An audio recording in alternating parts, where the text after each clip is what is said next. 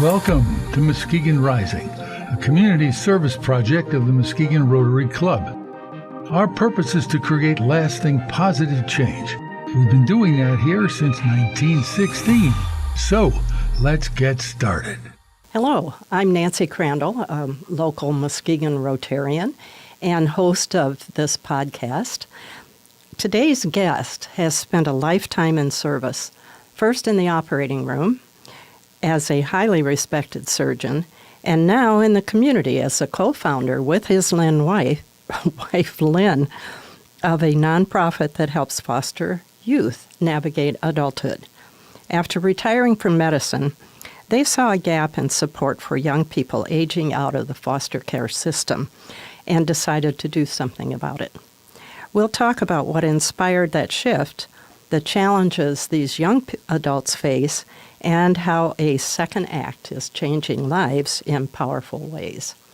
Dr. Dick Kamps, thank you for being here with us today. Oh, thank you for inviting me. Always a pleasure to spend time with you, Nancy. Thank you very much. You had a long and successful career as a surgeon. What inspired you to shift your focus toward supporting foster youth aging out of the system?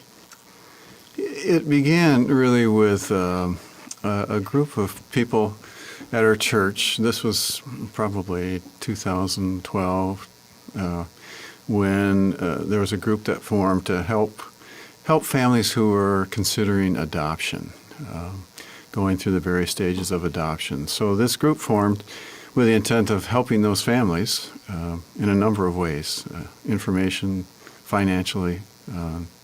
And as a part of that group, over time, we started learning a lot more about kids who were eligible for adoption, and that certainly included the foster system.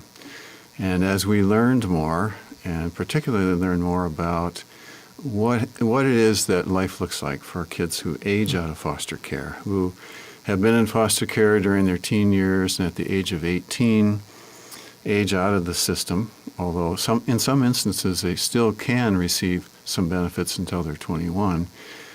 But what happens to them when they age out? And the future for them is so bleak that that's what began the conversation. What can we do about this? Did you have very much knowledge about the foster care system before this? Not a great deal. It's interesting. You know, my contact with foster youth was very limited in my role as a physician. I mean, from time to time, I would see a child who was a foster child and was there with a foster parent, and I really didn't understand what that relationship really meant. And it was years later when we started really delving into the foster care system that it became a lot clearer, and we learned a lot more about it. Wow. Well, tell us about the Step Up program, how it began, and what is its mission? Well, when we asked that question, what can we do about these kids who face such a dismal future? We started looking around, we being a group of about 12 to 15 people, and found that there were programs similar to Step Up around the country.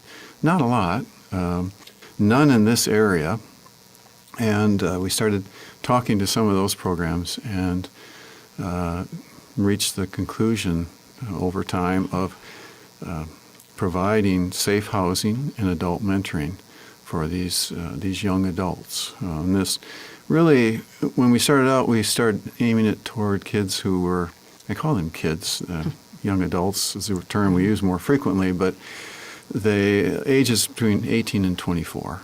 And this was an age group that, while their chronologic age was 18 to 24, their emotional age was considerably less, often 3 to 5 years less. So that making decisions, just understanding what it takes to be successful living independently in this world, they really had no clue.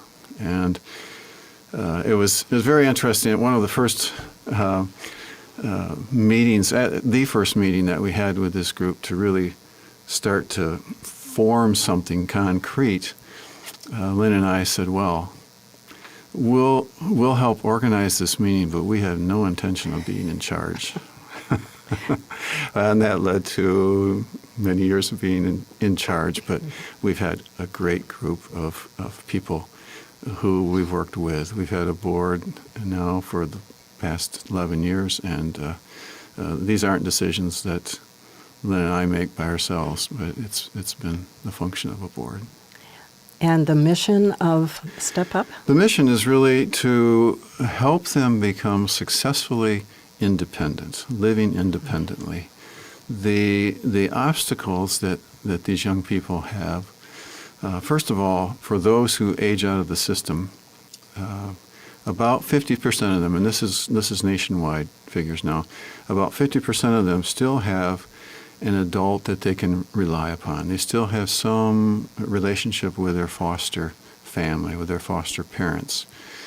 The other 50% do not, and it's that 50% who do not have a continued adult that they can consult for guidance.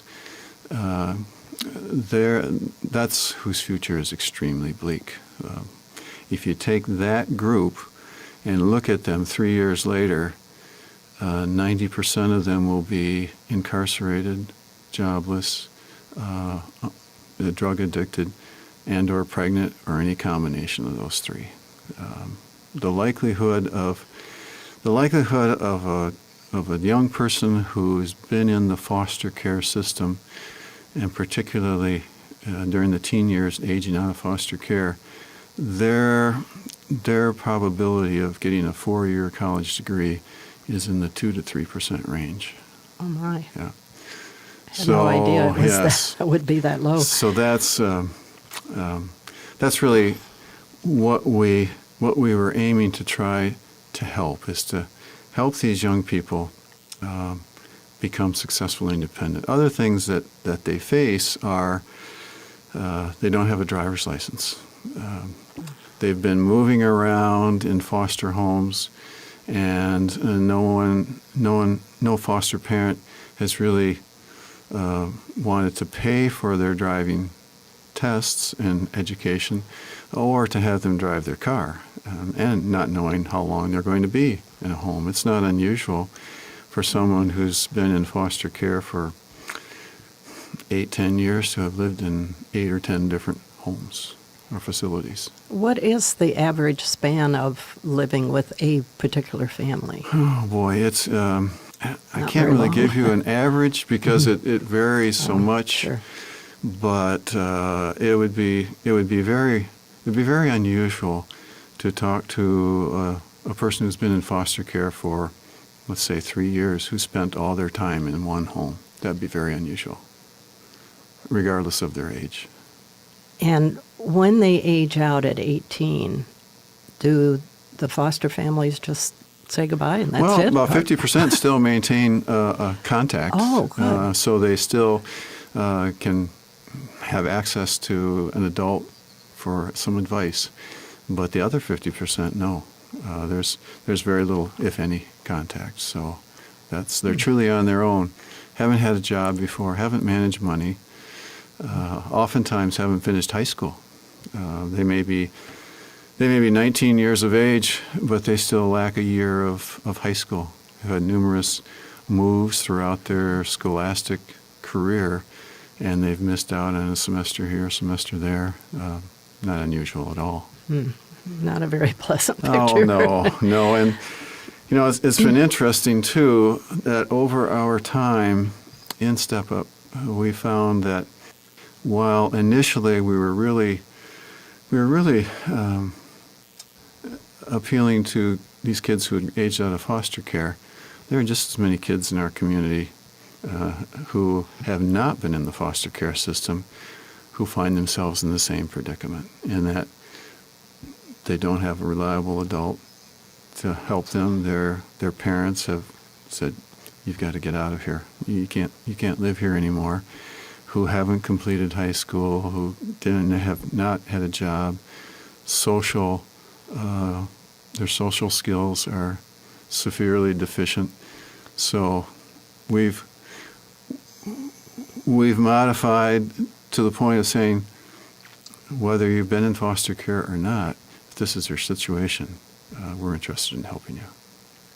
That's a wonderful thing. Well, you've mentioned some of the biggest challenges that young adults face when they age out of foster care. Anything else? What do we focus on? Yeah, well, Or, what are these kids facing? How are they managing? a variety of ways. Oftentimes, they'll be moving from house to house, from friend to friend, sleeping on a couch here and there, and that sort of thing. It's not unusual to hear stories as time goes on where they start revealing some more that they've been sleeping in an automobile in somebody's backyard, and occasionally they've been sleeping outside somewhere. For the young women, the way for them to find shelter is most often by moving in with a guy in trade for having intercourse together, and the woman gets pregnant. So it's that's a trade-off. Wow. How does Step Up step in to help, and what makes your approach different from some of the other support systems? It is different in that we are not a rescue shelter where someone knocks on the door and states, "I need a place to stay tonight." But rather, we're open to someone who is looking for help in these areas, and they recognize they need help. They're willing to do the work they need to do, and we're ready to help them. So there's an interview process whereby first they apply, and anyone is open to application. We contact them as soon as we get their application, and then let them know a little bit more about the program, because there are some expectations of the program. One is that they become a part of a household. The 2 step-up houses each have room for up to 4 young people, and there's a live-in house manager who's an adult that's their home, and they have a separate apartment but in that same house. So when a young person comes in to Step Up, they are consenting to helping out with household chores. That's their home, so they help keep it clean, take the garbage out, have jobs like helping to clean during the week, those sorts of things. They also pay a program fee, a monthly fee of $205. And that is so that they can start to begin to understand what the real world is like. It comes nowhere close to what the costs are, but it enables them to start to understand, this is why I need a job. This is why I need to start learning how to budget and how to save money. So it puts some obligation on them. And then another requirement that we have is that it's not a place to just sit and while away the day. Our expectation is that they are involved in working or going to school or volunteering at some organization, or a combination of those 3, 30 hours a week. Those things don't all happen right at once. Sure. We work toward those, but that's really what a participant is looking at. And in return for that, we have a safe house. We have an adult who lives there, who functions really as a mother a lot of the time.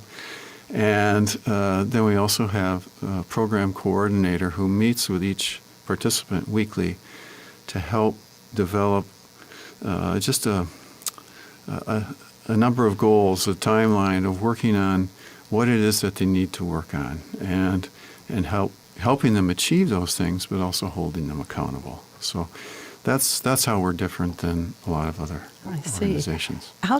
How does someone find you, or how do you find these young people? There's a number of ways. We have a website, stepupmuskegon.org. And also DHHS, we've worked with them from the start, and then have made high schools aware and various social organizations. So that's, and increasingly it's been word of mouth, and a surprising number of young people are just finding us on the internet as well. So, kids do that a lot. Yes, they do. They do. Can you share a story or an example of a young person whose life has been changed through this? Yes, I can. I would preface this by saying this is an example, and we have a number of them that have become very successful. There are those who haven't, and that's reality. Right. But this particular individual, a young woman, who came to Step Up, this was 5 years ago, and at the time she was 18 years old, had not yet completed high school, had been taking some classes through one of the adult ed programs available, still had one class to finish, and it was going to take probably 3-4 months to do so. And her own personal relationships had really declined to just a boyfriend, and she had a mother in the area and a brother, but really had been estranged from them for some time. And when she first came to Step Up, she was reluctant to come in, but she had no other options. She had nowhere else to go. So she came in somewhat reluctantly, and the first month or more, she was reluctant to do anything, and certainly reluctant to just finish that one course for her high school degree. And more than once she said, I can only do one thing in a day. That means the interpretation of that's, well, I can make one phone call, or I could go one place in a day. That's it. I can't do anything more than that. No means of transportation. And over the course of the next year and a half, she gradually started to be able to do more than one thing in a day. With a lot of coaxing and encouragement, she did finish her high school class and received her diploma 6 to 8 months later. Then actually started to do some volunteering and was able to get a job with some input from one of the house managers and a local business in town, Phone Corps, who was very willing to give her a chance. And she went from reluctantly going to work, having to ride a bicycle there, because that was her means of transportation, to starting to work more and more, starting to enjoy her work, starting to have some pride in what she was doing. And she was working 10 hours a day, 5.5 days a week. My goodness. Saved up enough money to get her own apartment, which she's now lived in close to 3 years. And her relationship with her mother and her brother there's been just remarkable reconciliation. And part of that, certainly a large part of that, has been with some encouragement of Step Up staff who's been involved, but also the fact that she has found a whole new relationship spiritually and has shared that relationship with her mother and her brother, and it's just a remarkable thing to see. So It's amazing. You must have lots of stories. we have lots of stories. We could be here a long time today, but yes. Back to your personal journey here, what experiences or encounters in your medical career influenced your compassion for young people leaving foster care? maybe none. Boy, as I said earlier, when I was working as a physician, a surgeon, my interaction with foster kids was really very limited, and my knowledge was next to nothing. Mm-hmm. But I always enjoyed that age group. I mean, when my own kids were high school, just graduated from high school, I really enjoyed that age. And seeing those young people in the office or in the emergency room, probably more frequently than in the office, I just was drawn to that age. And so I would say that really has probably been the most influential thing of then leading into this. Interesting. Yes. And what do your own kids think about this whole venture that you've been on? They were wondering for some time, but it's interesting how now my kids, especially my daughters. In fact, I just got a text from my daughter this morning. She said, "Dad, this is something that you ought to listen to," and she just sent me it's a sermon that their pastor preached yesterday, and she said, "I think you'd really like this." I mean, and it has to do with Step Up, I'm sure, in young people. Really? So I haven't listened to it yet, but that's on my list. So they must be very proud of you both for what you've done. Yes, I think so. And they ask questions about it. Good. And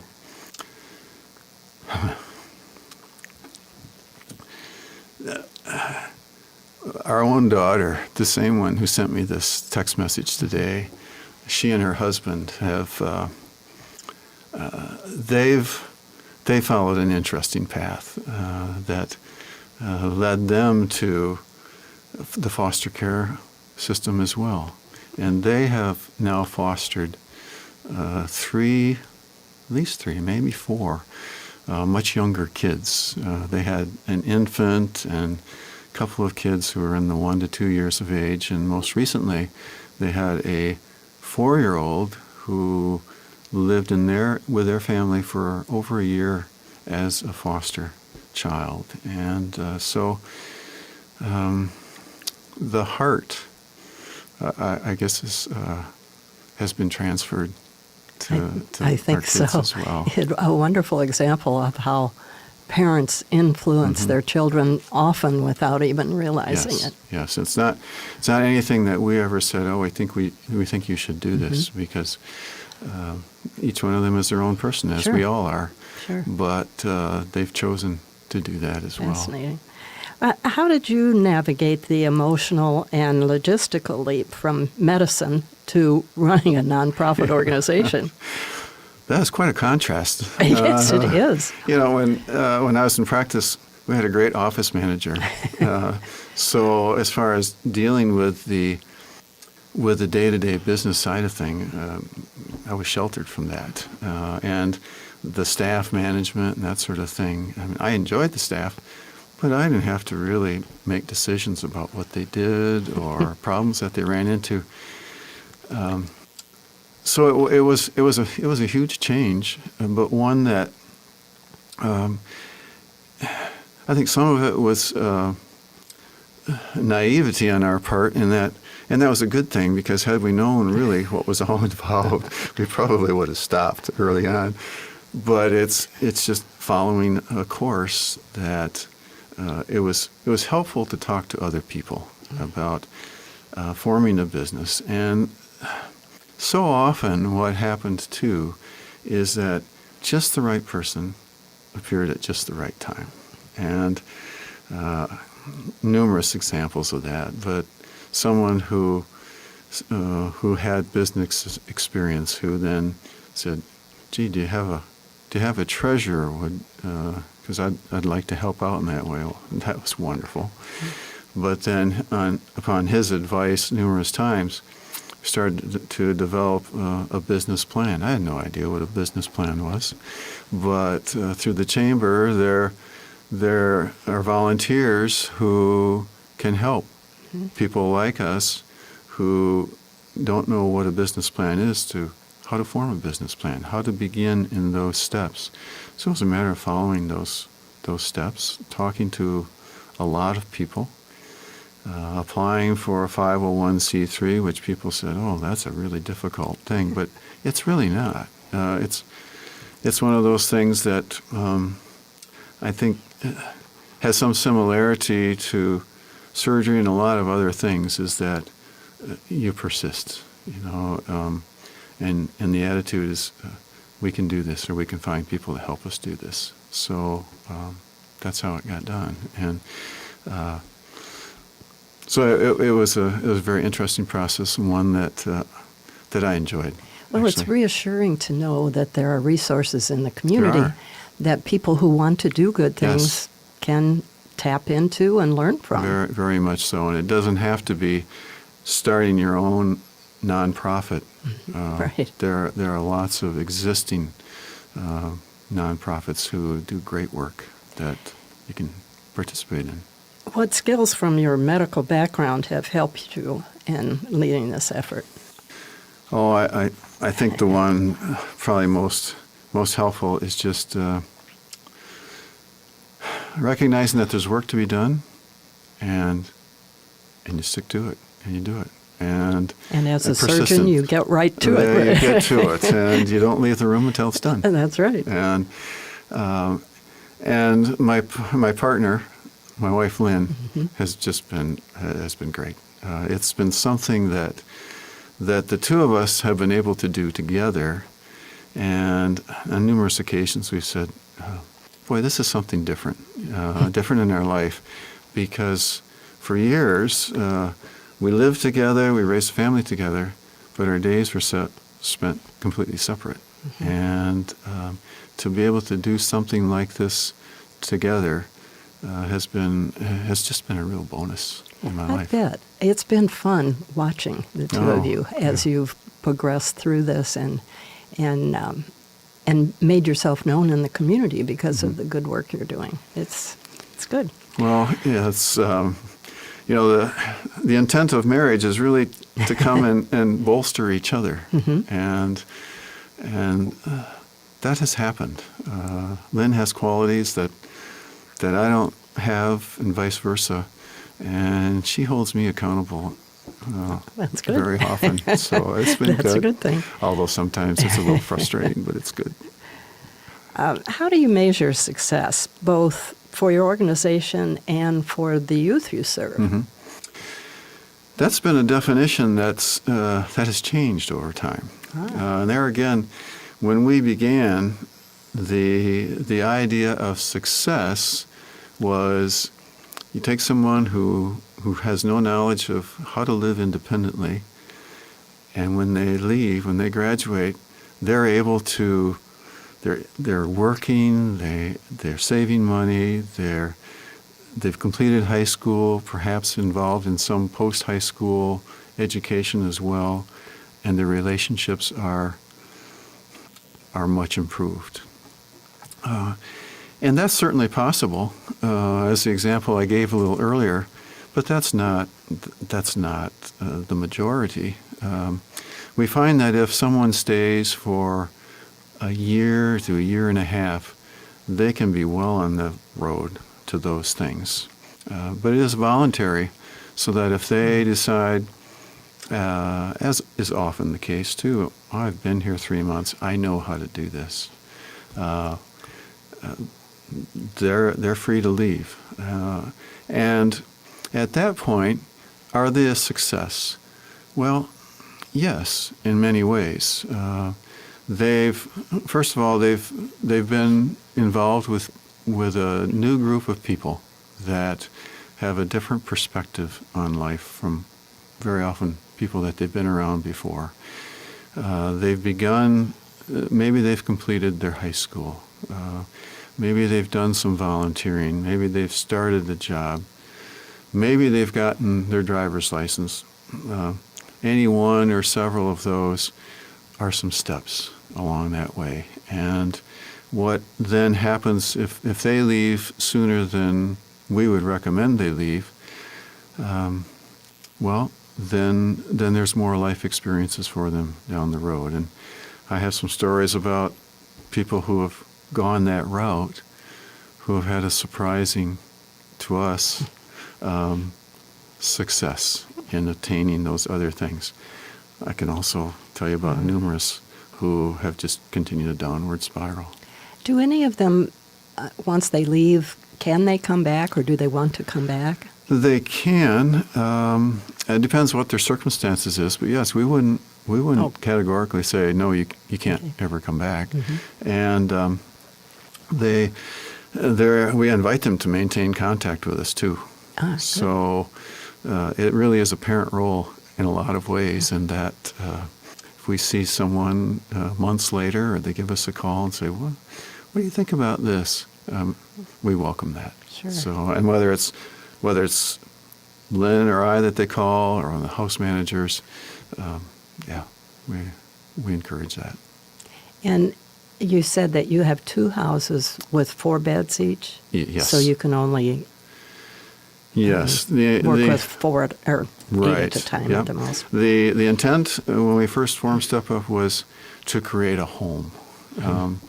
Not a dormitory, not an institution, but a home whereby they had a feeling of home and of family.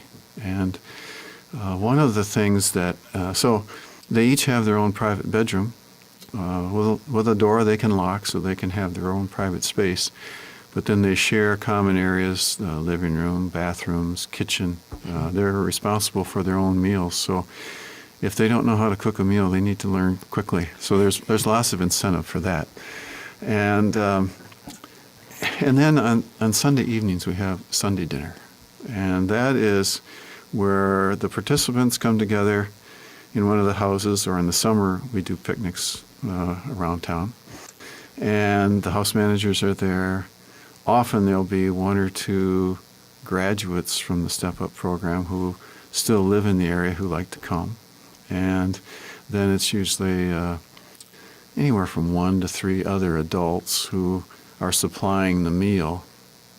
And during that Sunday dinner, we eat together, we share what's gone on in the week before and what's happening, and then we have some serious discussion, intentional discussion about biblical principles and how to live your life, and what we found to be successful. And I can't tell you how many times in talking to these young people as they're contemplating coming into the program, or when they've come too, they say, what is a Sunday dinner? What is a family dinner? Really? I've never had that before. Wow.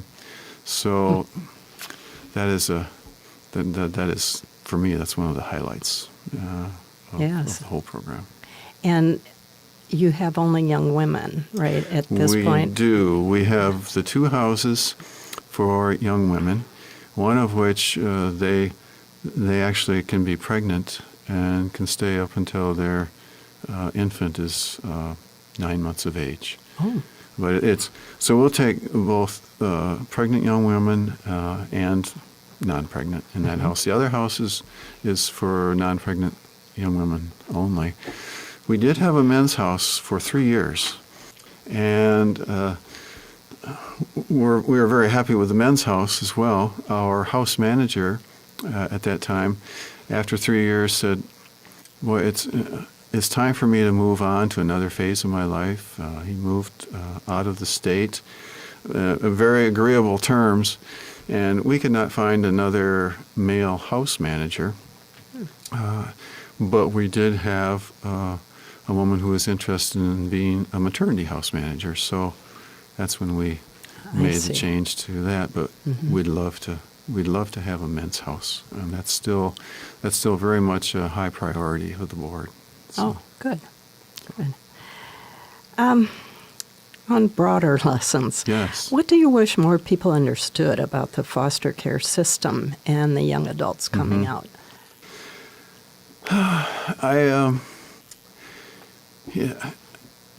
The intent of the foster care system is very good. I mean, the intent to remove children from an environment where they're at risk, abuse of many forms, neglect, and And that is very laudable. At the same time, the fact that these kids lack of a sense of belonging is a real difficult thing. And as I mentioned earlier, when they're moving from place to place to place, they don't belong anywhere. They reach a point where they don't trust anyone, and it's very understandable because while other people's intents are good, the results are often detrimental. And counselors, for instance, who may be seeing someone for 3 months, 6 months, but then the counselor's life situation changes. So a new counselor moves in. So now you're starting all over with another counselor. It's interesting too. Some of the very things that we don't really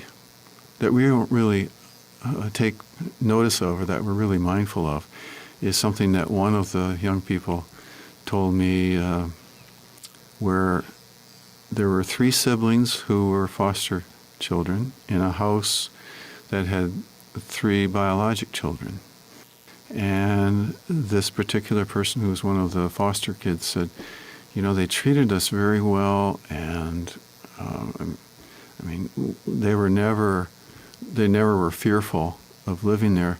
But she said every time we were introduced as a family, the parents would say, these are our kids and these are the foster kids.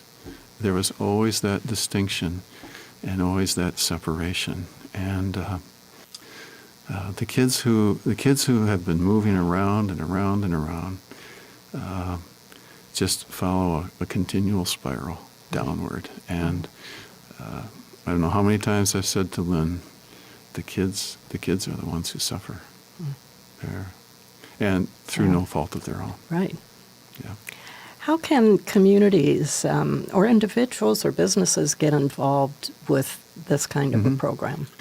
Well, I think community-wise, housing is certainly a big issue, and all the communities are well aware of that, and I know Muskegon certainly is. But affordability of housing, once someone has been, whether they've been with us in Step Up or not, for them to get stable housing, it is a real challenge. If you're working a minimum wage job, having an apartment is just not affordable by yourself. It's so that's one thing, and I think community-wise to help with the housing aspect, and also to I think the communities, particularly the councils, the city managers, to be trying to be as helpful as possible to organizations who are seeking to provide this kind of assistance to young people. Oftentimes there are obstacles. The zoning is one you always have to deal with, but then also some of the requirements that get put on organizations, like handicap accessibility, sprinkler systems, that are really up for individual and subjective interpretation as far as the state building codes are concerned. I would love to see some more interest in trying to promote organizations that are here trying to help those less fortunate than seemingly setting up roadblocks sometimes. And we've experienced some of that. And what about businesses? You must rely on them for jobs for these kids? Businesses are really helpful if they're willing and able to provide a job, or even volunteering for someone who is very entry level, someone who really needs to work on people skills, what it means to show up every day and have a commitment. So volunteering at an organization would be a great way of introduction for a lot of these kids. Quite frankly, most of them are not ready to just enter a job next week. Sure. So to develop some of those skills, and there are a couple organizations in town that have really been helpful. Love Inc. is one that, with their resale store, it's a great place for starting to develop some of those people skills and have mentors there that they're not even aware of. But those sorts of things can lead to jobs. Goodwill is Sure. another one. But to have more businesses throughout the community who are willing to help out in that way. And then individuals, there's lots of ways to get involved. Always looking for people to participate in ways that might use their talents, of mentoring being a big one. And mentoring, I define as just being together. I think of the days, the hours, the years I spent with my dad and mom just watching what they did, and to be able to spend some time with a young person. So those sorts of things, and there's always opportunities for participating in the board or participating financially, however a person might want to, and that's true for many organizations. Yes. There's great organizations that's throughout true. Muskegon. Right. Looking back, how has this chapter of your life compared to your years in medicine? It's been very rewarding, and I actually started doing this while I was still doing surgery, so there was a little bit of overlap there, and I never had a day after I retired from doing surgery that I said, "What am I going to do today?" And it's been a chapter of my life that I wouldn't trade for anything. It is something that has enabled me to be useful, and that I found very fulfilling, and it's been good. If you could give one piece of advice to professionals considering a second act in service to others, what would it be? Well, each one of us has our own particular skills and gifts, and God created each one of us to be that way, and He prepared things for us to do before we even knew about it. And my attitude is, I don't want to miss out on those things. So Lynn has heard me say this several times, particularly shortly after I retired from surgery, as I said, I could do a second career. And I was thinking about a variety of things, but I said, I just have energy and desire, and then this fit that bill. Well, why not a third? Sure. And there are things awaiting all of us that I don't think any of us want to miss, and that's my attitude going forward. I love that. That's great. Well, what an inspiring journey, from healing bodies to healing lives. Dr. Kamps reminds us that retirement doesn't have to mean stepping away from purpose. Sometimes it's an invitation to create a new one. If you'd like to learn more about the organization and how you can support foster youth making the leap into independence, go to their website, stepupmuskegon.org. And thank you for joining us today, and thank you, Dr. Kamps, very much. You're welcome. Thank you, Nancy.